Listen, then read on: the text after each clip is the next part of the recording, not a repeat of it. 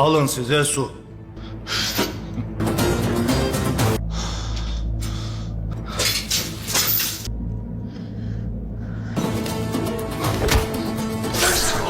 Bilbay.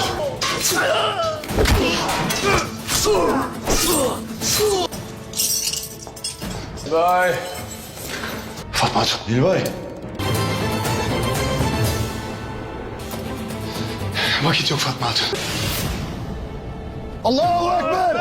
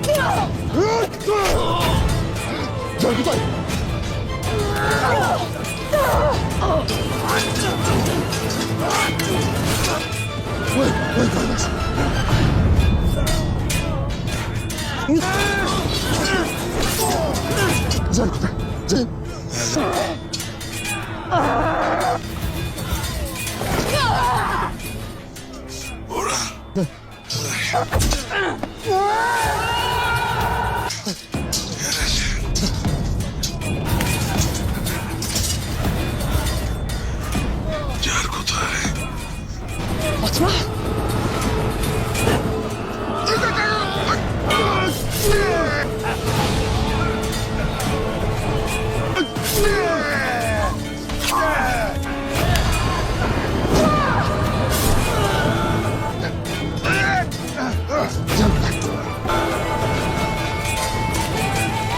Hastum ben. Haydi. Fatma. Kız kalk. Hadi. Kızım hadi.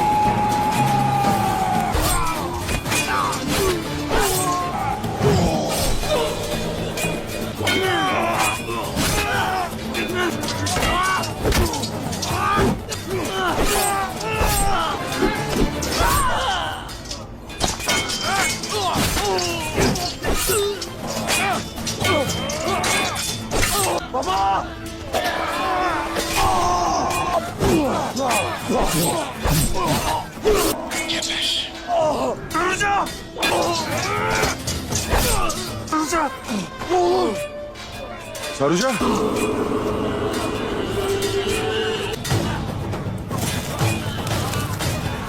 Oğlum.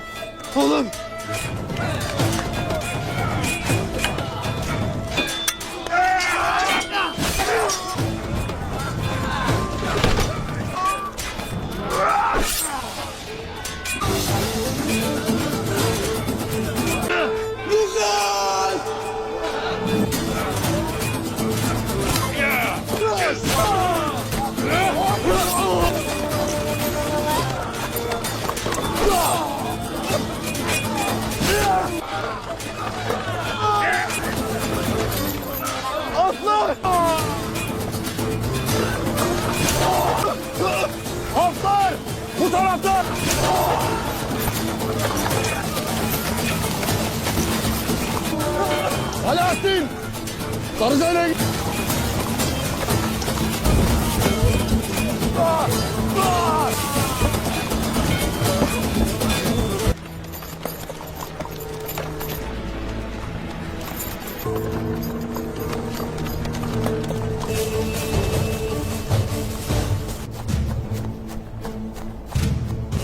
Öleceğiz. Sofya!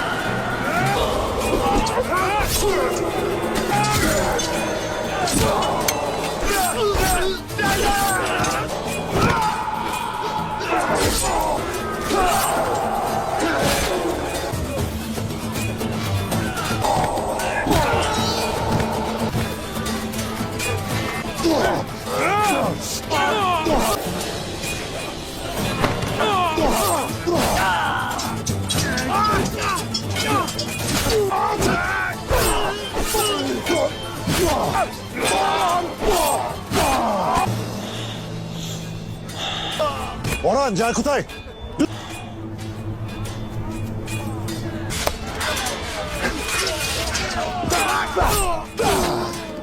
Lucas'ta.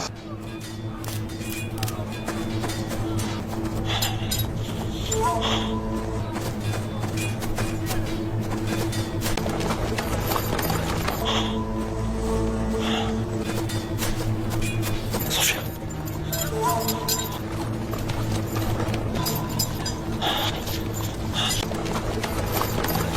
Karesi Bey.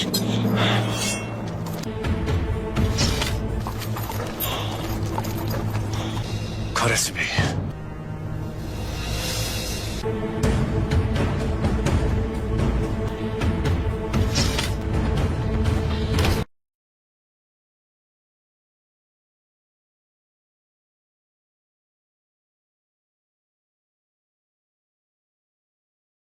आप सभी को हमारी आज की कहानी में स्वागत है। इस एपिसोड का आगाज एक बड़ी मंजिल की ओर बढ़ते हुए दो दिलों के इरादों की गहराई में छिपे सफर से होता है। हम आपको इतिहास के उन सुनहरे पन्नों में ले जाएंगे जहां हर कदम पर संघर्ष, दोस्ती और दिलों की तकरारें छिपी हैं। इस सफर में हर एक किरदार की सोच, उसकी आस्थाएं और उसके इरादों का खुलासा होगा, जिसे हम खास तौर पर इस कहानी में पेश करेंगे।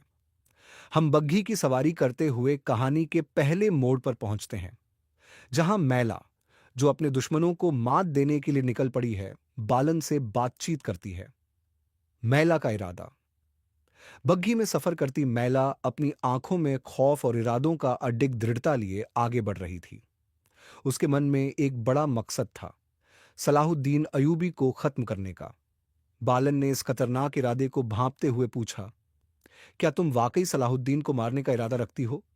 महिला की मुस्कान में कुछ ऐसा था जो उसकी गहरी नफरत और बदले की भावना को उजागर करता है। वो निडर होकर कहती है, इसमें कोई शक नहीं बालन, जैसे ही मुझे मौका मिलेगा मैं उसे एक भी लम्हा गंवाए बिना खत्म कर दूंगी। बालन उसे समझाने की कोशिश करता है, तुम बहुत तकलीफ में हो मैला। मैला उसे शांति से जवाब देती है, तुम शायद इसे समझ नहीं पाओगे, लेकिन जब से मुझे यह ख्याल आया है कि सलाहुद्दीन को खत्म करना ही मेरी नियति है, तब से मेरे अंदर का हर हिस्सा उसी मकसद के लिए काम कर रहा है। तुम्हारी और उसकी दोस्ती मुझे कभी पसंद नहीं आई। वहीं दूसरी तरफ सलाहुद्दीन अयूबी अपने साथी शमसा और अन्य सिपाहियों के साथ एक काफिले में सफर कर रहे थे। वो जानते थे कि उनका रास्ता आसान नहीं है। एक रास्ते में रुकते हुए सलाहुद्दीन अयूबी ने कहा, हम यहां काजी फजल का इंतजार करेंगे। शमसा, जो अब काफी स्वतंत्रता महसूस करती थी, मुस्कुराते हुए कहती है, मैं यहां से काफिले से अलग हो जाऊंगी। शहवार ने मुझे जो आजादी दी है वह मुझे जहां चाहूं वहां जाने की ताकत देती है। सलाहुद्दीन के चेहरे पर एक गंभीर भाव था। जैसा तुम चाहो, लेकिन अगर कभी तुमको जरूरत पड़े तो बताना। मैं तुम्हें ढूंढने के लिए किसी भी जगह जा सकता हूं। शमसा मुस्कुराती है, तुम्हारी परवाह का शुक्रिया, लेकिन मैं अपनी राह खुद तय करूंगी। तुमने जो किया वही सही था। अब मुझे उम्मीद है कि तुम इस बार अपने मकसद में सफल होंगे। सलाहुद्दीन उसे जाते हुए देखता रहा। उसकी आंखों में कई सवाल थे, लेकिन उसे खामोशी से रास्ता अपनाने का समय था।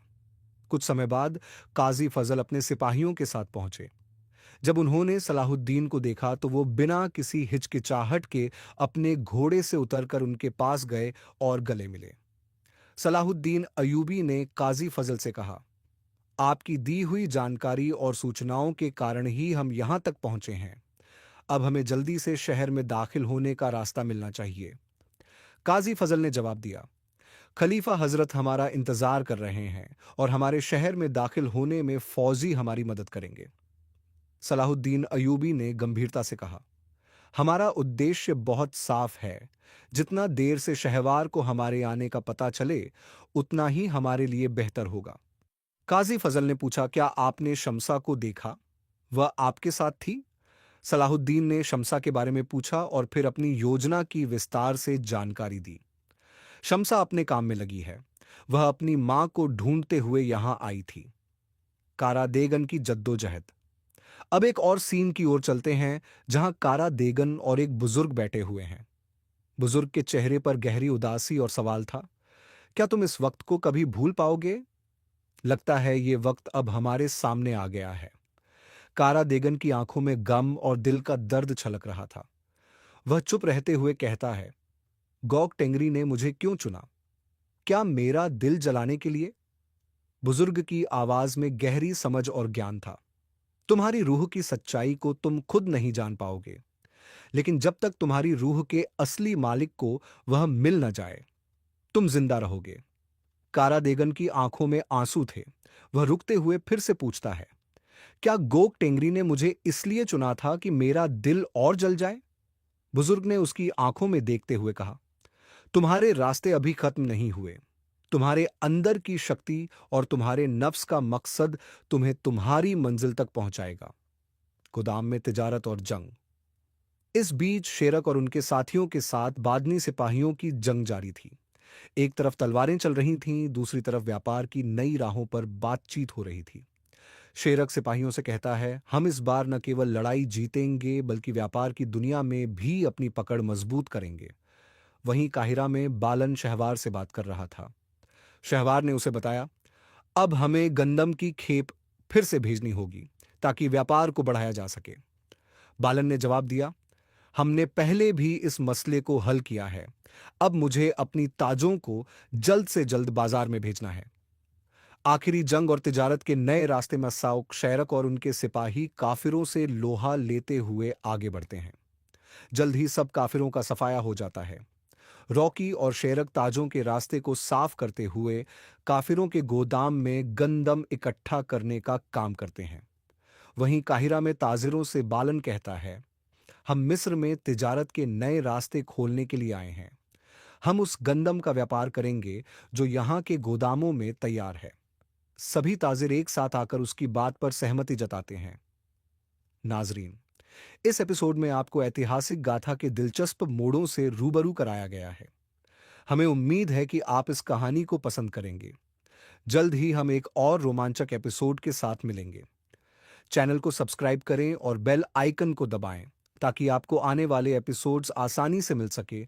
कहानी के अंत में हमें पात्रों की आंतरिक संघर्ष, उनके निर्णयों के परिणाम और उनके जीवन के महत्वपूर्ण मोड़ों के बारे में सोचने का अवसर मिलता है।